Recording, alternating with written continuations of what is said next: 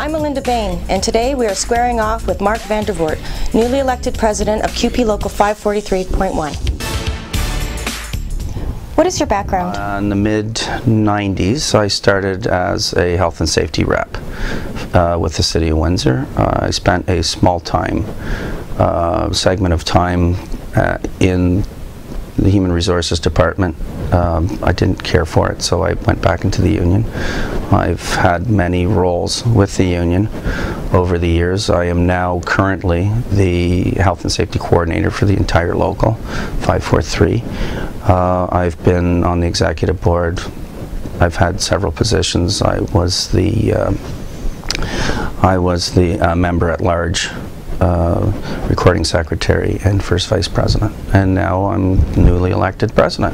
What inspired you to become president? We had an issue with messaging, and it wasn't the message, it was the fact that there were issues with Jean. Unfortunately, Jean has rightly or wrongly worn a lot of the issues of the strike, and so it was difficult for her to get her message out without people remembering her in that context. One of the issues you're going to have to deal with is your image with the public. The 101-day strike did not make you any friends. What do you plan to do on rectifying the situation? Firstly, I think we need to have dialogue with the business community. That's important. One of the things that we've done over the past couple of years that's really not had a lot of media attention is we've had two major conventions in the city over the past 3 years. We're going to have one, the second one is going to be next week, Wednesday, Thursday, Friday and Saturday at the Windsor Casino. We'll be attracting 1,000 CUPE members from all across the province of Ontario, and they'll be staying in the hotels here, or in the hotel, the Casino Hotel. They'll be out in the community, dining in the restaurants, visiting the local establishments, the pubs, the taverns, and so there's going to be a tremendous influx of funds into the city, and CUPE's done that deliberately because CUPE understands that that Windsor has some challenges as far as the economy, and so we're doing our best to help to stimulate the economy as well. My understanding is we have a smaller conference. It's called OMEC, and it's the Ontario Municipal Employees Coordinating Committee, and that usually attracts 200 to 300 people, members, and my understanding is that they're considering Windsor, and so I'm going to be pushing hard to have that in Windsor as well. So we're trying to do that. We're trying to help stimulate the economy. Obviously, we need to have more community involvement and to put forward the positive things the CUPE members and CUPE's doing in the public to get that message out. What do you think the image of the public service unions are in the minds of the public, and what do you think needs to be changed? Well, the public image is that civil servants are basically overpaid, gold-plated pensions, things of that nature. I think what we need to do is to explain to people how important their public services are. For example, we all want to drive on roads that aren't full of potholes.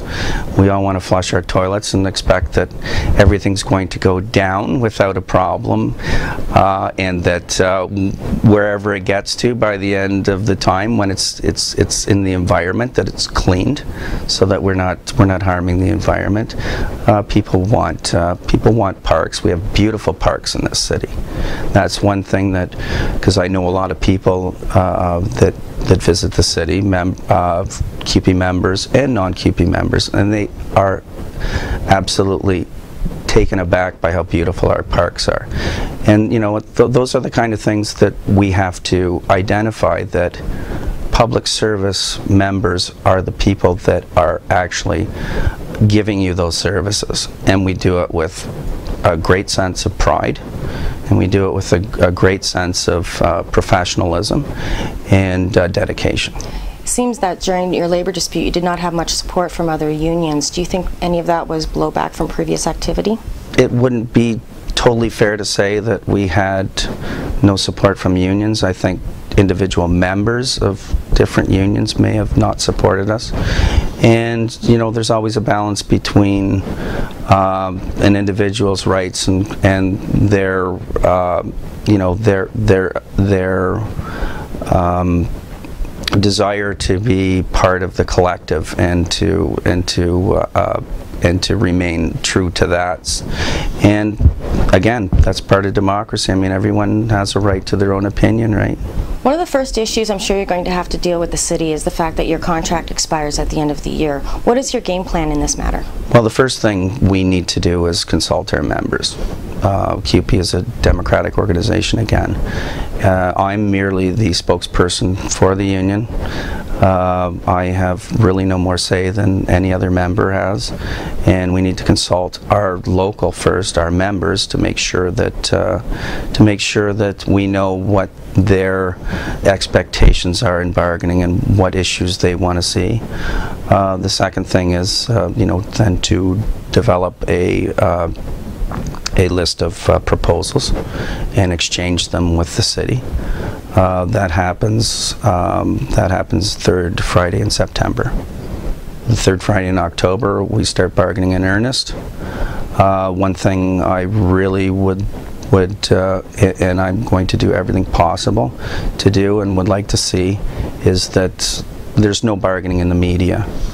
Our members need to be able to get their information from their local bargaining committee.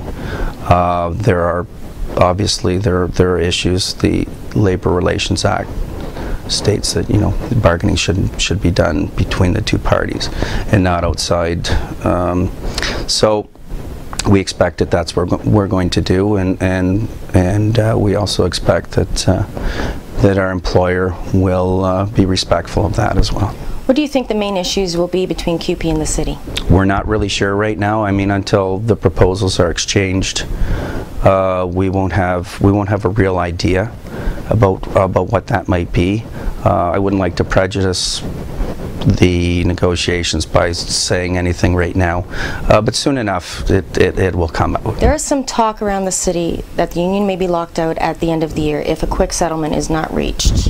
Have you heard about this, and what are your plans to deal with it? You always hear rumors, and rumors are exactly that. They're unfounded.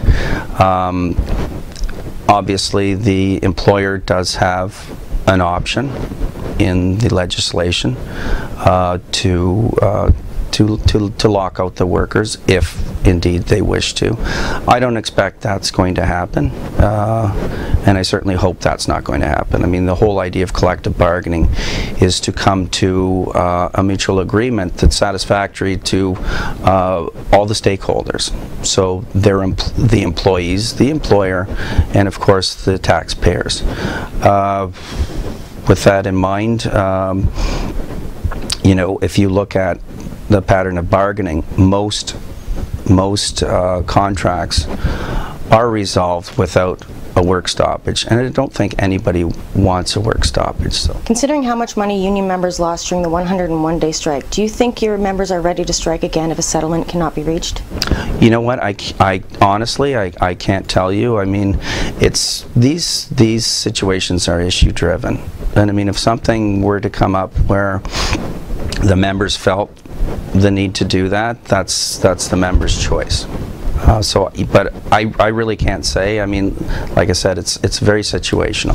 To be direct, it seemed that your union was outmaneuvered by the city on many occasions. There also seemed to be a lack of support from your Ontario and national offices. What do you plan to do to rectify this situation? The reality is that we have had a lot of dialogue with both the national and CUPE Ontario as a result of the issues that happened during the strike. Obviously, you know, mistakes are made. Things happen, and the idea is to learn from the mistakes. I believe we've done that, and we have been consulting with the national and CUPE Ontario to make sure that everybody's on side. What is your relationship with Jim Wood and CUPE 82? Would you guys bargain together as you did before? It's always been good. Jim Wood and I are not only colleagues but friends. I have a lot of respect for Jim, yes, when we bargain together, truly what we're doing is we're not forming a pattern. We're just working on issues that are consistent with each other, and obviously both locals are autonomous, and both locals have issues that differ from each other, and so we respectfully allow that to happen too. I mean, what we try to do is as much as possible to bargain separately together, if that makes sense. I don't know. Given the shrinking union base, do you see the possibility of unions joining together, such as the CAW and CUPE? Actually, CUPE has been growing over the years, slowly but growing. I think we have well over 600,000 members across, and it is a national union. Is it good to amalgamate and to strengthen your base? Yes, but I don't believe, and personally I'm not involved in any of that. I don't see CUPE doing that, but there may be a time for that in the future. I just want to reiterate the fact that you know, our members are proud of what they do, and they really do enjoy their jobs, and their only desire is to come into work and to give the same exemplary service they always have. No one wins if we have labor unrest. So I just wanted to say that.